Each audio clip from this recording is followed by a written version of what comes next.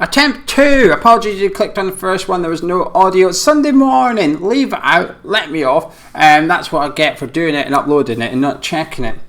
Lesson learned. Anyway, listen. We play Man Utd tonight and I'm excited. I was excited. I'm even more excited because yesterday the results were perfect for us. Chelsea dropped points against Leeds United. Everton shock defeat against Burnley. And this is setting us up for a huge game for West Ham at Old Trafford. But before we get into it,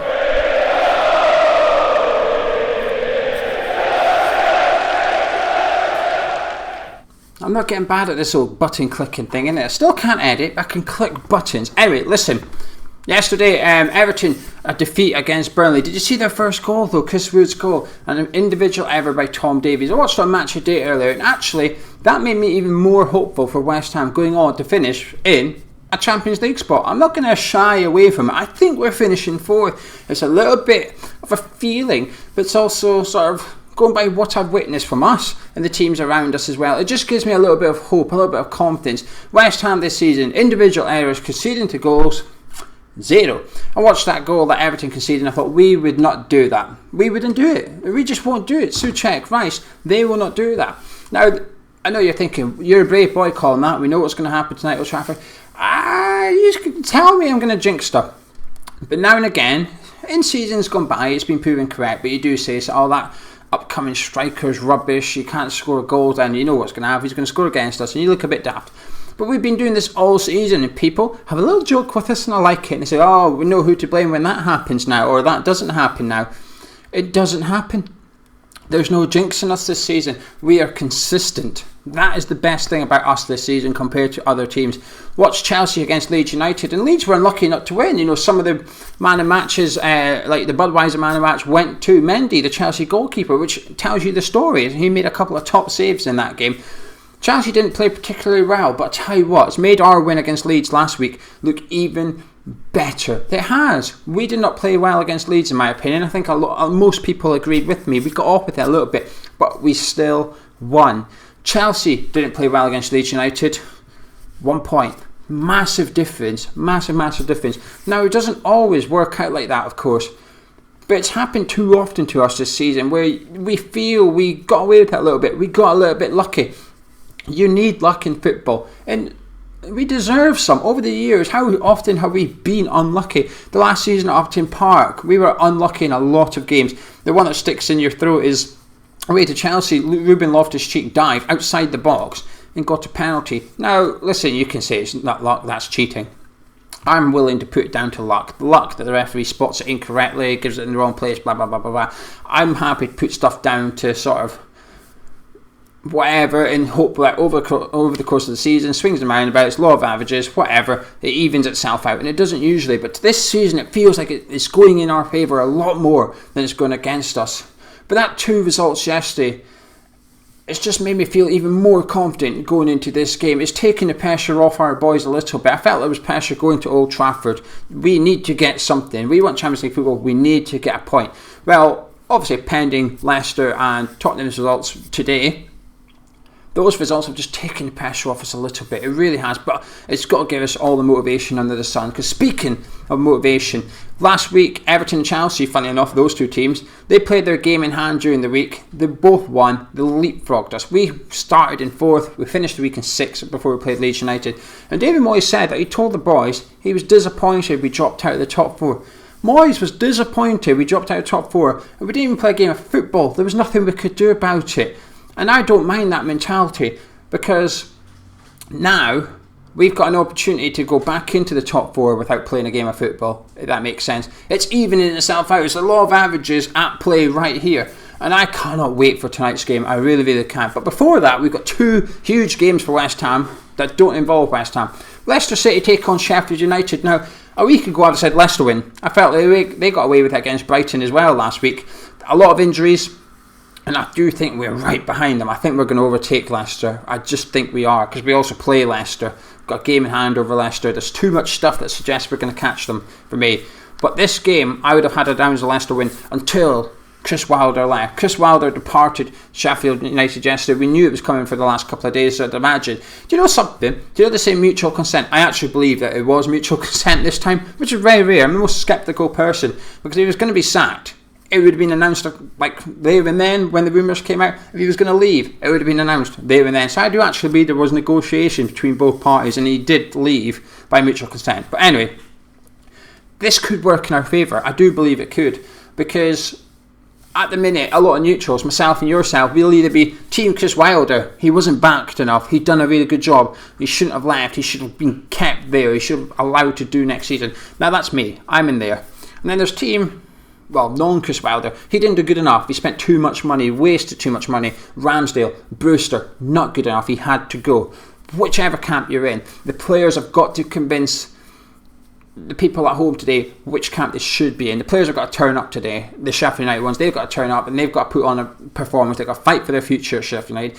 Do you know something? A lot of them will want to stay in the Premier League next year. You're not doing that. Therefore, you've got to earn a move away from Bramall Lane this summer. The only way you're going to do that is by turning up for the last 10 games of the season, putting in big performances. So clubs like West Ham and Everton will be taking a look at you thinking, actually, there's something about him. He can come in and do a role. We've been linked to John Lundstrom. We've been linked to John Fleck. I'm sure there'll be other teams out there looking at their younger players. Ramsdale's been linked to clubs like West Ham. Clubs looking at the likes of Brewster. Is it just worked out? Sander Berg will have his suitors. There's lots of people with eyes on Sheffield United at the minute. The players need to turn up. And I think that's going to work in our favour. The person that's taken over, I cannot remember his name for the life of me recording this. I got it in the first episode when there was no audio. Anyway, I can't remember who it is. Clive something, I think. He's highly held in really high regard at Sheffield United. Now, West Ham have 11 cup finals to get into the Champions League football. This bloke, he's got 11 cup finals to get the permanent job at Sheffield United going into next season. He's going to want the job. He's going to want to be a Championship manager. He's been given the role until the end of the season. He's got an addition, and it starts today against Leicester in West Ham's favour. And then, of course, we've got the North London derby. Now, listen. A lot of derbies and rivalries get dismissed by the neutrals, particularly the Brighton Palace one. I don't mind it. It's not a derby. No one's ever claimed it to be one. It's a rivalry because of something that happened in the history of both clubs. I get it. I appreciate it. Anything that gives games an extra bite, I'm all for it. The Liverpool-Man United rivalry, I've loved them over the years. The North London derby is one of the ones I look forward to. Is it the same without fans? Not sure. We'll find out this afternoon. But I'm looking forward to watching it. I'm hoping they are kicking lumps out of each other. And I hope Arsenal get something. They do us a favour. Because if we can get Leicester, even just one of Leicester or Tottenham dropping points today before our game, what a position we are in. What a position with clubs around us dropping points. We go to Old Trafford even more confident, even more optimistic. The players will be up for it. They've got a lot of motivation, right? They don't even need motivated right now. They're just doing it themselves. But could you imagine going? The boys are there at the hotel. They find out that Leicester just dropped points. Then they're at Old Trafford and they find out that actually Tottenham have just dropped points as well. Their motivation will be through the roof. Win here and we really make progress. We're right behind Man United, right behind Leicester. We're in the top four. Here we go.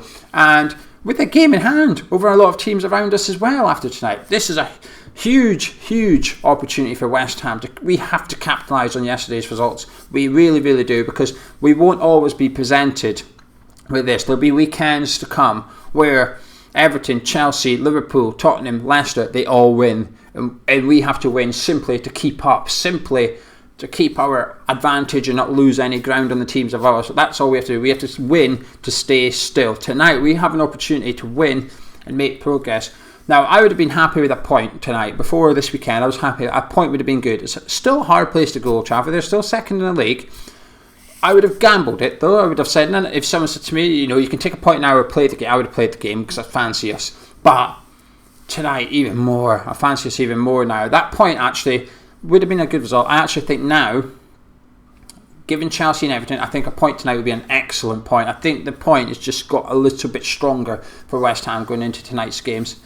And I'm excited. In the preview I said 1-1, but I tell you what, ladies and gentlemen, boys and girls, and mothers, especially mothers today, I'm feeling good. I'm feeling 3 points. I said 1-1 on the preview with Charlie. We'll wait and see the team sheets, because Man United apparently are going to take a risk tonight. Rashford's not 100% fit. Apparently he is in line to start pending a late fitness test.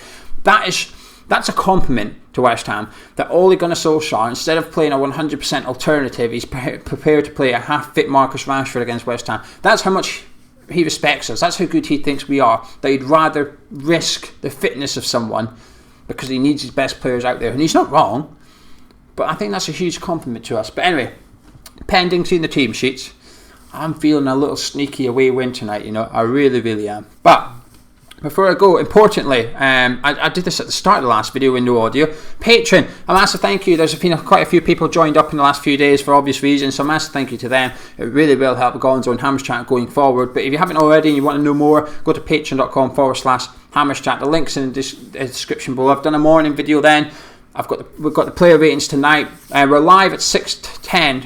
Who calls it 6:10? No one does. It's 6:10. We're live at 6:10 on the other channel tonight with the build-up. Gonzo will be joining me provisionally. He might make it, he might not. I genuinely don't know. He's certainly intending on.